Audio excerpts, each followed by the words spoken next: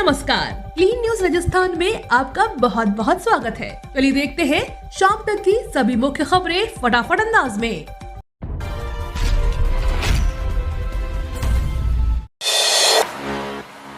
राजस्थान के चूरू में तेजी से गिर रहा पारा, जानिए जयपुर सहित जिलों का मौसम। राजस्थान में सर्दी लगातार बढ़ती जा रही है, वहीं तापमान में भी गिरावट दर्ज की जा रही है। साथ ही राजस्थान में लगातार मौसम शुष्क बना हुआ है। इसके अलावा बीते 24 घंटों में दिन और रात के तापमान में रात के करीब 1-2 डिग्री तक गिरावट दर्ज हुई। ऐसे में कई जिलों में न्यूनतम तापमान 10 डिग्री से नीचे पहुंच चुका है। मौसम विभाग के मुताबिक लगातार उत्तरी हवा चलने से तापमान में गिरावट होने की संभावना है। इसी बीच मौसम केंद्र जयपुर का कहना है कि शनिवार को मौसम साफ रहेगा। मौसम विभाग ने आने वाले 3 दिनों तक मौसम शुष्क रहने का अनुमान जताया है। पैसे बचाने के चक्कर में रोडवेज में न भेजें अवैध पार्सल, नहीं तो पड़ेगा भारी। यदि आप कुछ रुपए बचाने के लिए रोडवेज के ड्राइवर या कंडक्टर के पास सेटिंग कर कम रुपयों में पार्सल भेज रहे हैं तो यह भारी पड़ सकता है। रूट पर उड़ान दस्ता बस को चेक करता है और कोई अवैध पार्सल मिलता है तो सबसे पहले उस सामान को चेक किया जाएगा और फिर उसे जब्त किया जाएगा। जब्ती के बाद उस अवैध पार्सल में रखे सामान की खुली बोली से नीलामी होगी। ऐसी नीलामी से जो राशि प्राप्त होगी उसे राजस्थान राज्य पथ परिवहन निगम की गैर संचालन राजस्व मदद में जोड़ा जाएगा। गहलोत सरकार में बजट की तैयारियां जोरों पर, किसानों के बाद आज उद्यमियों के साथ बजट पूर्व संवाद। प्रदेश में जनवरी माह में गहलोत सरकार अपना 5वां और अंतिम बजट पेश कर सकती है। इसी को लेकर पिछले कई महीनों में सरकार बजट की तैयारियों में जुटी हुई है। पहले संभाग स्तरीय बजट बैठकों के बाद मुख्यमंत्री अशोक गहलोत भी अब लगातार बजट पूर्व संवाद बैठकें करके लोगों के सुझाव ले रहे हैं। पूर्व में जहाँ मुख्यमंत्री अशोक गहलोत ने सिविल सोसाइटी और NGO के साथ बजट पूर्व संवाद किया, तो वहीं शुक्रवार को किसानों और किसान प्रतिनिधियों के साथ बैठक की थी। वहीं आज व्यापारियों और उद्यमियों के साथ बजट पूर्व संवाद बैठक होने जा रही है। आज भी जारी है न्यायिक कर्मचारियों का आंदोलन। प्रदेश भर की अधीनस्थ अदालतों में चल रहा न्यायिक कर्मचारियों का आंदोलन आज भी जारी है।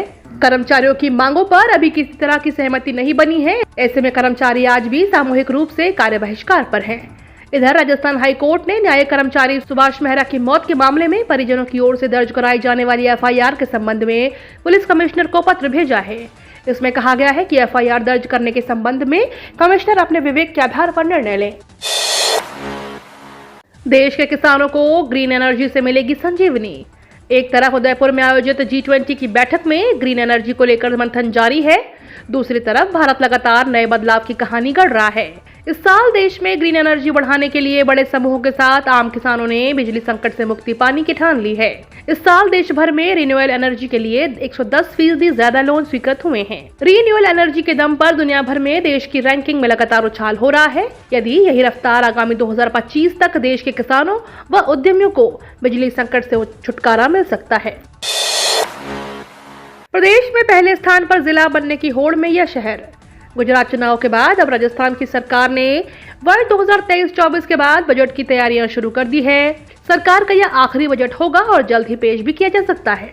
राज्य सरकार के लिए लोक लुभावनी योजनाओं का पिटारा ही अब चुनावी गणित का हथियार बनेगा। लिहाजा यह बजट हर क्षेत्र की बड़ी मांग को लेकर मंथन शुरू हो गया है। पिछले बजट सत्र में मुख्यमंत्री ने नए जिलों की घोषणा का वादा किया था और इसके लिए राम लुभाया कमेटी भी अपनी रिपोर्ट दे चुकी है। ऐसे में सर्दियों की शुरुआत में ही जरूरी है कि बलोत्रा को जिला बनाने की मांग गर्मजोशी से फिर से उठाई जाए।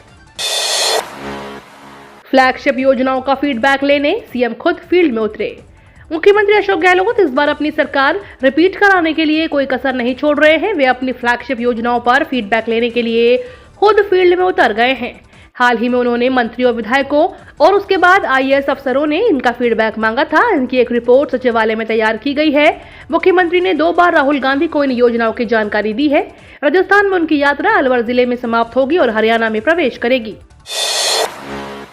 इंडियन एयरफोर्स में निकली वैकेंसी 10वीं पास उम्मीदवार 31 दिसंबर तक कर सकेंगे अप्लाई। इंडियन एयरफोर्स में multitasking staff, electrician, fitter, welder, carpenter के पदों पर भर्ती निकली है। इसके लिए 10वीं पास उम्मीदवार इंडियन एयरफोर्स की ऑफिशियल वेबसाइट पर जाकर 31 दिसंबर तक ऑनलाइन आवेदन कर सकते हैं। उम्मीदवारों का सिलेक्शन रिटन टेस्ट, प्रैक्टिकल और मेडिकल टेस्ट के आधार पर किया जाएगा। एयरफोर्स में होने वाली इस भर्ती के तहत सिलेक्ट हुए उम्मीदवारों को उत्तर प्रदेश के कानपुर स्थित इंडियन एयरफोर्स के स्टेशन पर पोस्टिंग दी जाएगी। राजस्थान बॉर्डर पर भारत पाकिस्तान के बीच चली गोलियां।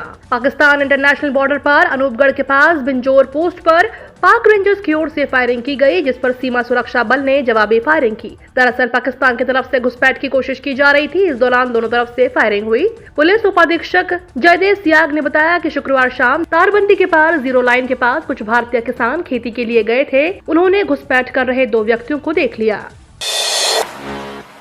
सरकारी स्कूल में सरकार के खिलाफ बीजेपी की जन आक्रोश सभा।